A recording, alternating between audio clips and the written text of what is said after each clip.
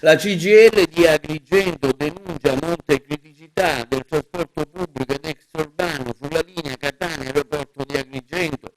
In una lettera indirizzata all'assessore ai trasporti della regione siciliana, alla SAES, al sindaco di Canicattì e al sindaco di Agrigento, afferma come siamo venuti a conoscenza attraverso diverse segnalazioni, soprattutto da parte di viaggiatori anziani di Canicattì e Agrigento, che gli autobus di linea gestiti dalla SAES Trasporti Catania Aeroporto Agrigento arrivano alla stazione di Canicattì e quindi ad Agrigento perennemente con un ritardo che va dai 20 ai 40 minuti. Questo problema sarebbe stato segnalato diverse volte da vari viaggiatori alla gestione del servizio senza nessun risultato tangibile. Questa situazione di evidente precarietà, continua la CGIL, del trasporto extraurbano mette a dura prova tutti i viaggiatori pendolari, soprattutto gli anziani, che sono costretti ad aspettare all'addiaccio in balia degli eventi meteo, caldo, freddo, vento, pioggia, 20, 30, 40 minuti oltre l'orario previsto dalle tabelle affisse all'autostazione.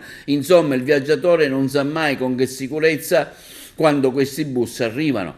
La CGIL ritiene pertanto incomprensibile questa situazione che non ha una spiegazione razionale. Bisogna affrontare e risolvere subito il problema nel più breve tempo possibile per mettere in condizione i viaggiatori di organizzare come loro diritto i propri tempi di vita senza alcun disagio. Pertanto, conclude la CGIL, si chiede il suo autorevole intervento al fine di chiarire e risolvere la problematica sopra illustrata.